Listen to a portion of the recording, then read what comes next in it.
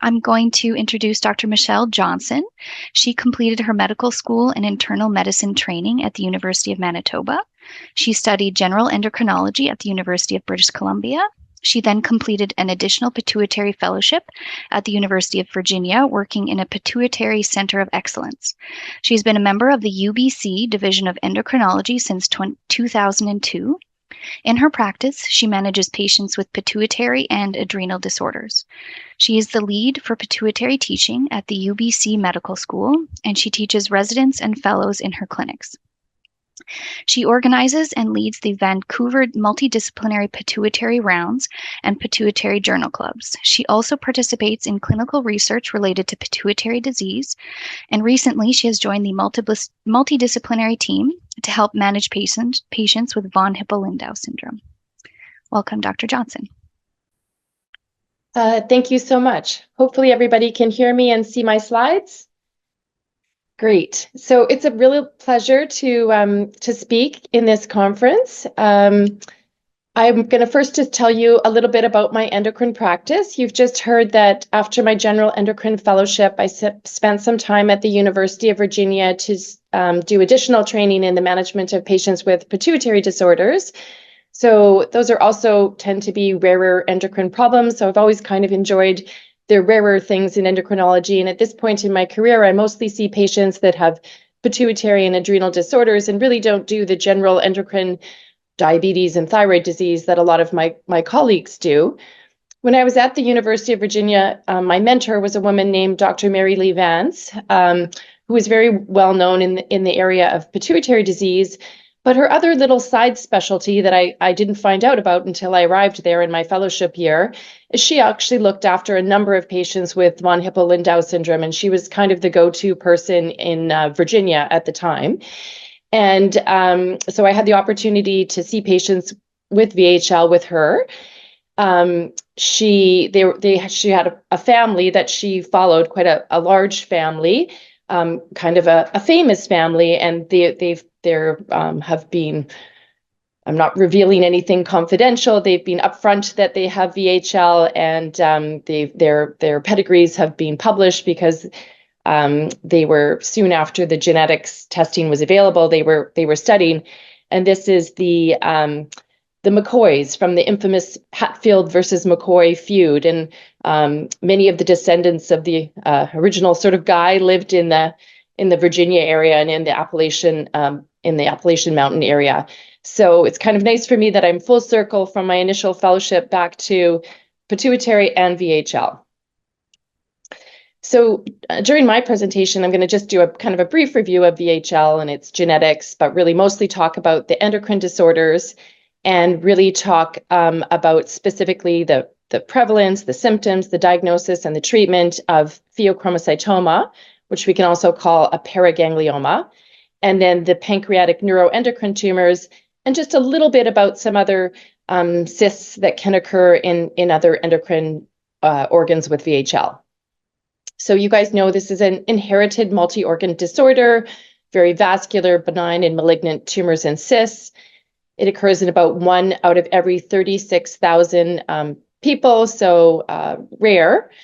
And patients tend to present when they're young. This is just one historical paper that looked at a cohort of patients and found that they presented with their symptoms at age 26. And of course, now that we know that some people carry the gene, when we're looking for the tumors, we find them even at much younger ages.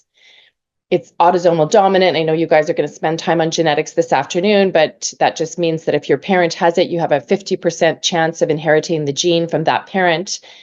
And the gene that's responsible for VHL is on chromosome 3. We've just heard about how when there are problems with this gene that we have a problem with the tumor suppression and the accumulation of this hypoxia-inducible factor.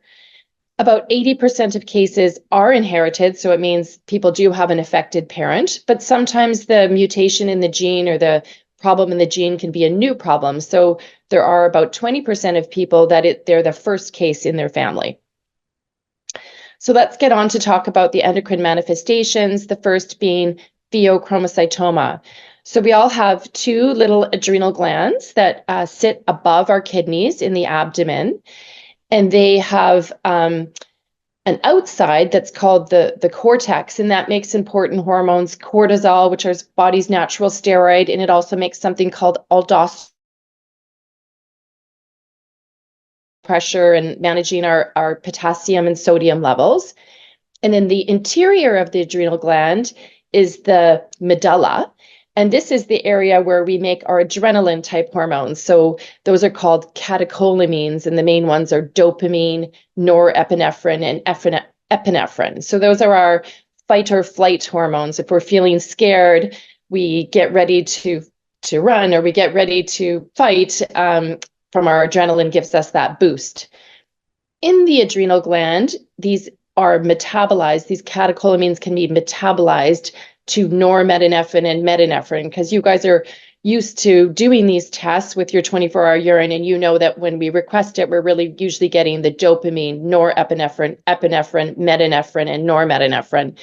Because these hormones can be metabolized quite quickly, the metabolites themselves can be more accurate in finding the elevations than the actual initial hormone. But usually we get the whole panel. Just some terminology. If the pheochromocytoma, like the catecholamine producing tumor, is not arising from the adrenal gland itself, we call it a paraganglioma. And that can happen because we have these, they call them the sympathetic chains that run throughout down the body. And there are cells that make these catecholamines. And so if the tumor happens along there, we call it a paraganglioma. I will tell you that it's very rare to have pheochromocytomas outside of the adrenal gland in von Hippel-Lindau syndrome. They're almost always in the adrenal gland themselves, but there are other genetic causes of pheochromocytoma where it might actually be quite common for it to be not in the adrenal gland. So we talked about that they're catecholamine secreting tumors. Most pheos are going to be sporadic, so that means they're not genetic and they just have come and are not associated with these other issues. And they classically then present with sort of episodes where symptoms come on maybe quickly and then might resolve. And these symptoms can include, sometimes we in medical school teach people the 3 Ps to, excuse me, help you remember it. So perspiration, people sweat when they have the episodes. Pain, they can have terrible headaches. Palpitations, their heart race. When they sweat, they tend to look pale as opposed to red and flushed. These surge of hormones can increase the blood pressure, can make people feel quite anxious, and sometimes can lead to weight loss. People who have VHL pheochromocytoma can certainly have these episodes, but they're often like less symptomatic or less dramatic compared to the people who have the non-genetic forms of pheochromocytoma. So they can be kind of subtle. And if we don't really ask about symptoms, our patients might not complain. Or if we don't really look for the pheochromocytoma, we might not find it. And that's not a good thing because we'd like to identify it earlier before it becomes problematic. So again, in VHL, we're finding these pheochromocytomas when people are generally less than 30 for the first time. And fortunately, they're rarely malignant in VHL. And probably you guys might later talk about the different genetics with VHL, like different mutations tend to cause different types of VHL tumors.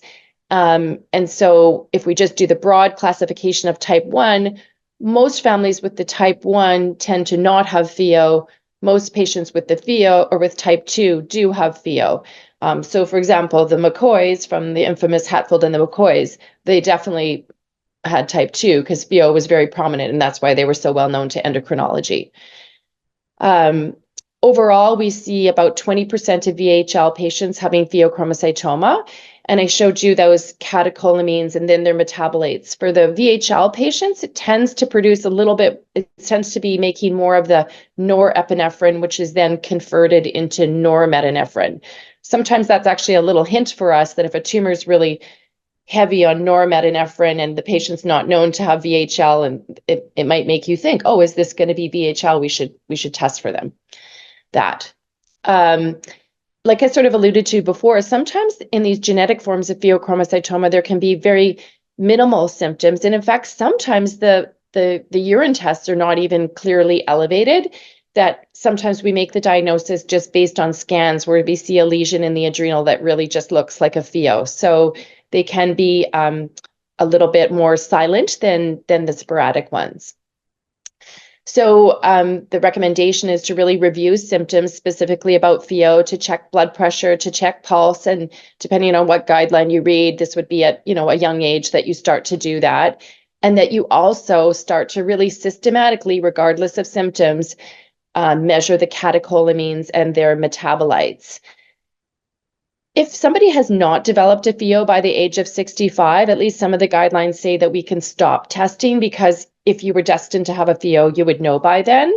Certainly if there's symptoms or there's any concern, testing can still be done, but maybe that's a little light at the end of the tunnel, that if you've made it to a certain age without a pheo, you're probably not going to have it.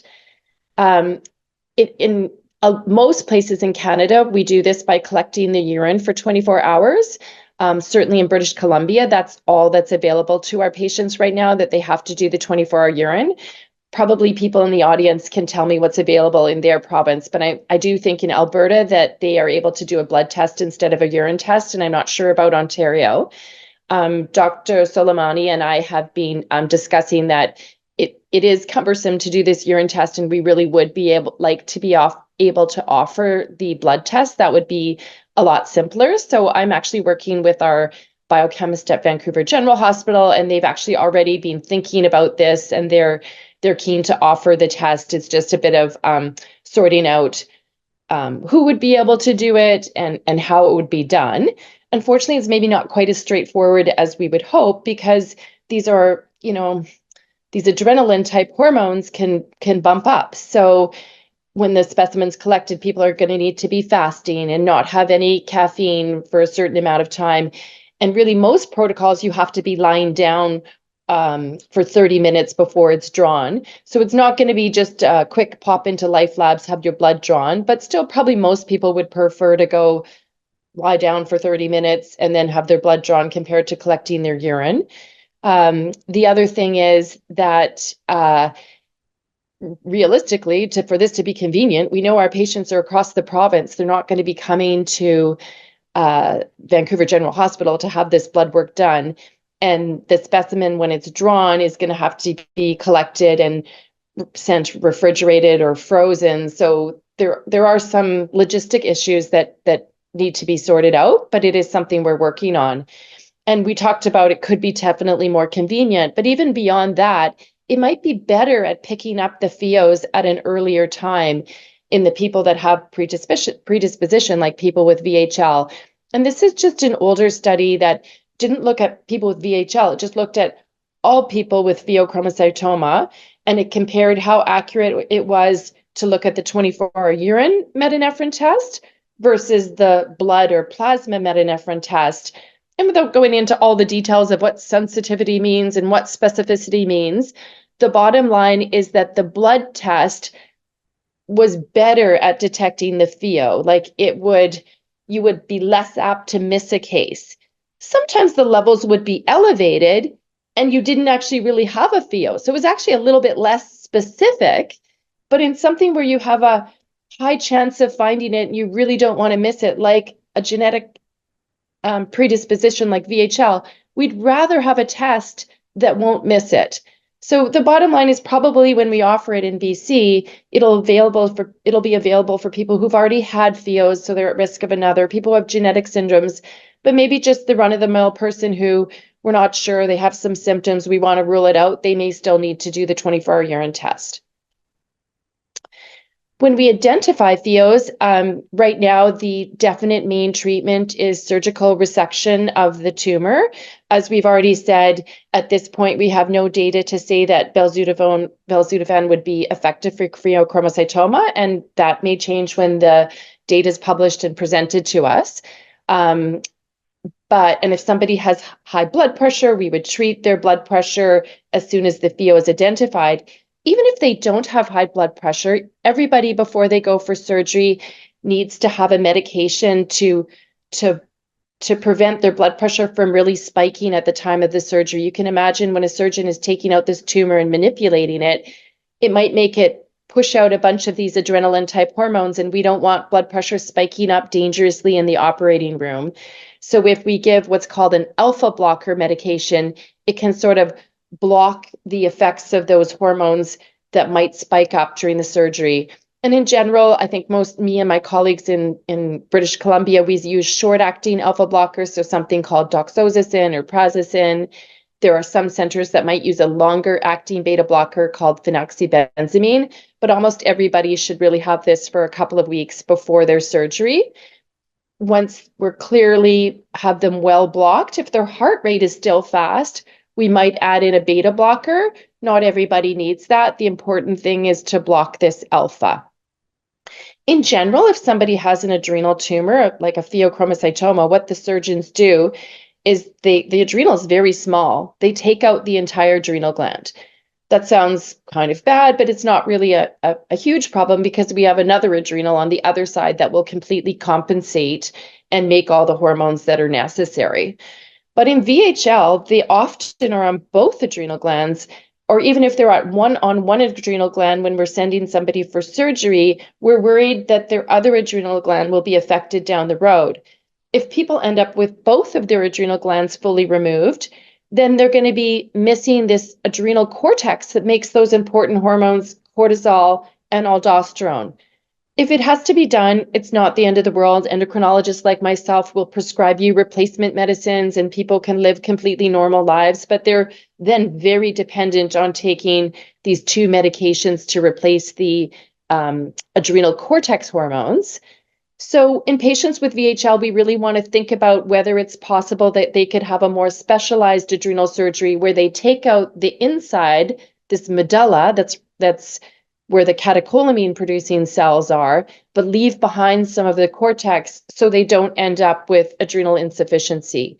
So I think it just underscores the importance of if people needed a pheochromocytoma surgery, it should be done by an experienced surgeon so that they avoid blood pressure spikes and have anesthetists that are used to dealing with pheochromocytoma so that they can consider taking it out laparoscopically instead of big incisions. And then also to think about whether in this particular case, is it possible to leave behind the adrenal cortex?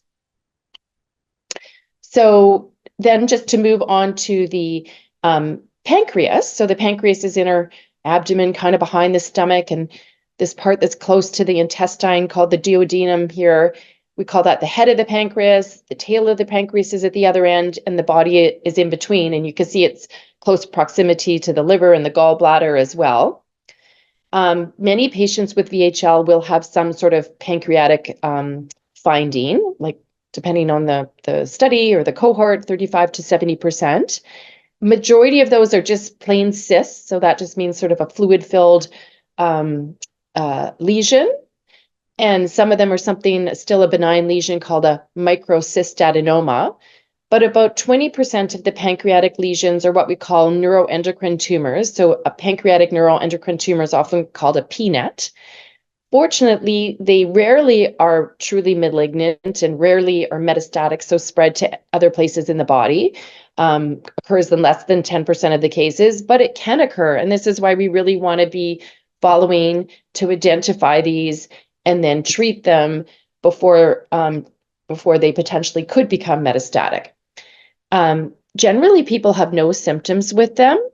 And I always like to sort of point out, because when we think about pancreas and cancer, people think about pancreatic cancer, pancreatic adenocarcinoma. This is the one that, we probably all have been touched by it in some ways, friends or family or someone has been all of a sudden diagnosed with metastatic pancreatic cancer. It's spread to other places in their body, and unfortunately their prognosis is usually quite poor. Well, VHL patients are not at any increased risk of that sinister pancreatic cancer. It's not to say that pancreatic neuroendocrine tumors are not still serious, but fortunately, even when they're malignant, they're very slow growing and they're not something that rapidly spreads and has that terrible sort of prognosis that we think about. Because people don't have symptoms, it's recommended to look for them with an MRI every 2 years. Same thing, if you haven't developed any pancreatic problem by a certain age, you can probably stop this routine screening. If they get big enough, whether it's a cyst or a true pancreatic neuroendocrine tumor that could present with abdominal pain, weight loss, nausea, or even jaundice because it's close to the liver. Some pancreatic neuroendocrine tumors make a hormone, but in VHL, that's really rare, but it has been described. So for example, if it's making like a pancreatic hormone called vasoactive intestinal peptide, people can have really severe diarrhea. So if someone is known to have a pancreatic neuroendocrine tumor and they have unexplained severe diarrhea, I might measure this VIP, or it could even make insulin if someone's known to have a pancreatic neuroendocrine tumor and they're having unexplained episodes of low blood sugar unrelated to diabetes medications. We might measure insulin levels and look for that. But usually they're non-functioning. We're just going to find them on scans. This is an example of just a cohort that people had looked at back in 2007. And of all the people with pancreatic neuroendocrine tumors in this cohort, 8% of them had had ones that had been spread, like with cancer. So fits with that up to 10% number. And these are the ones that this is what we want to avoid, of course.